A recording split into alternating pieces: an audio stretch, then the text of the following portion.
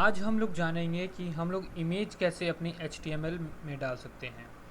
तो बेसिकली जो इमेज होते हैं वो हमारे वेब पेज को की अपीयरेंस और डिज़ाइन को अच्छा बना देते हैं। तो हम लोग HTML में यूज़ करते हैं IMG IMG टैग हम लोग यूज़ करते हैं इमेज डालने के लिए। तो यहाँ पे अगर हम IMG यूज़ करेंगे तो अगर सेव करेंगे और देख रहे हैं तो यहाँ पे कुछ नहीं आया है। क्यों? क्योंकि हमने उस इमेज की सोर्स ही नहीं दिया है कि वो इमेज कौन सा है। तो उसके लिए हम लोग यूज़ करते हैं SRC एट्रीब्यूट यूज़ करते हैं हम उसका सोर्स डिफ़ाइन करने के लिए। तो अगर हम कोई सोर्स दे देते हैं, जैसे हमने दे दिया तो हम लोग उसका URL देंगे।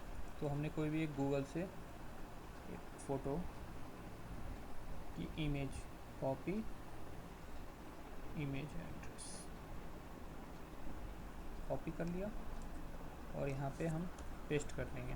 और अगर हम सेव करते हैं तो यहाँ पे देख सकते हैं कि हमारे वेब पेज में ये इमेज आ गई है।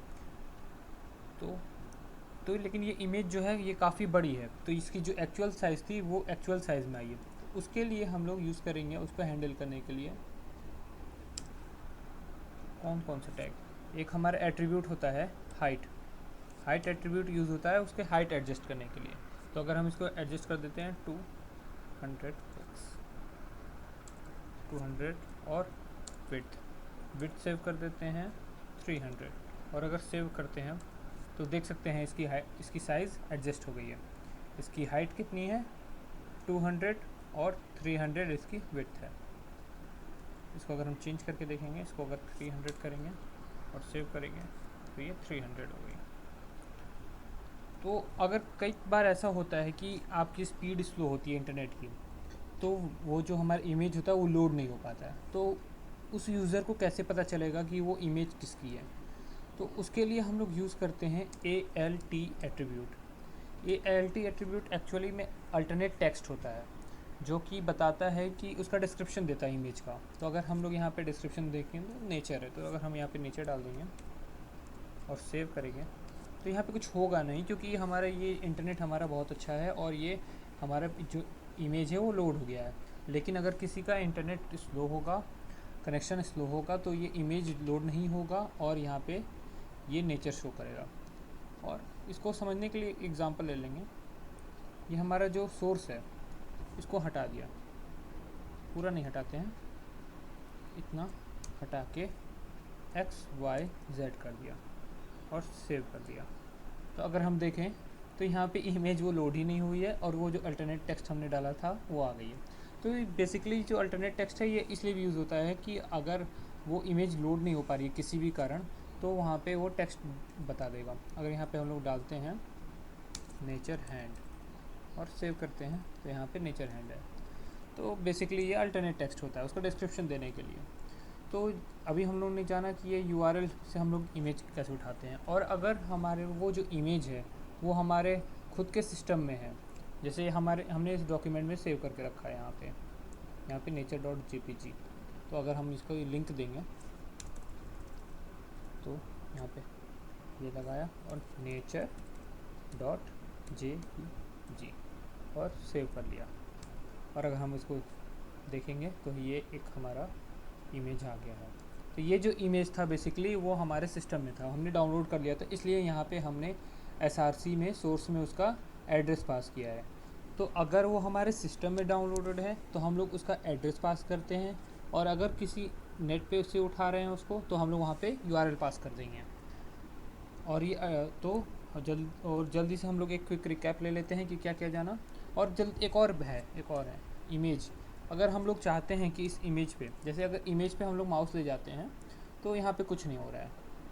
तो अगर हमको इसका हम ये चाहें कि अगर मैं इमेज पे क्लिक करूँ तो ये google.com खुल जाए, लेकिन अभी तो ऐसा नहीं हो रहा है। तो उसके लिए हम लोग ने एंकर टैग पढ़ा था, तो यहाँ पे हम एंकर टैग लगाएंगे, एंकर टैग का यूज़ होगा। एंकर टैग यूज़ किया और अगर हम यहाँ पे लिख देते हैं गूगल, तो और यहाँ पे अगर हम इसका href देते हैं https www google.com और सेव करेंगे तो यहाँ पे गूगल का हमारा बन गया है। और यहाँ पे अगर हम क्लिक करते हैं तो ये गूगल खुल देगा। लेकिन हमको ये नहीं चाहिए, टेक्स्ट नहीं चाहिए, हमको ये चाह रहा है कि ये इमेज पे क्लिक करूँ और गूगल खुले। तो उसके लिए यहाँ पे गूगल जो हमने टेक्स्ट लिखा है इसके जगह ये इमेज हम पास कर देंगे। इस इमेज को यहाँ से कट किया और यहाँ पे गूगल को हटाया और यहाँ पे पेस्ट कर दिया। और अगर अब सेव करेंगे तो हम लोग देख सकते हैं माउस जैसे ही हम उस पर होवर कर रहे हैं तो वो पॉइंट करने लग रहा है। और अगर अब क्लिक करेंगे तो ये हमारा गूगल खुल जाएगा। तो बेसिकली ये जो हमारा था, ये इमेज को हम लोग लिंक कैसे यूज़ करते हैं वो था कि अगर हम किसी इमेज को लिंक के तरह यूज़ करना चाहते हैं तो कर सकते हैं।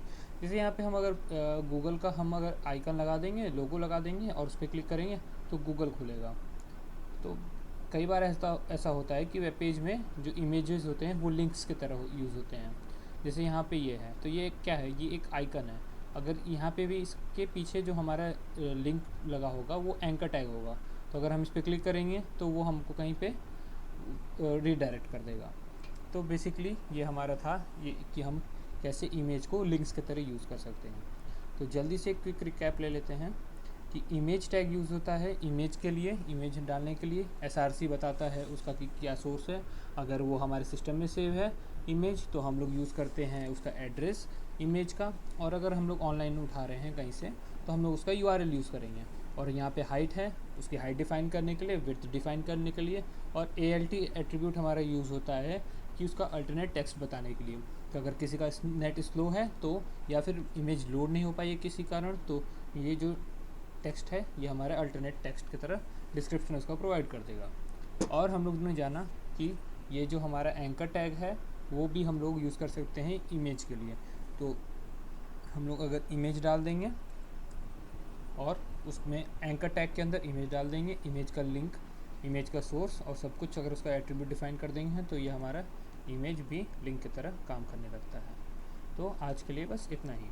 Thank you.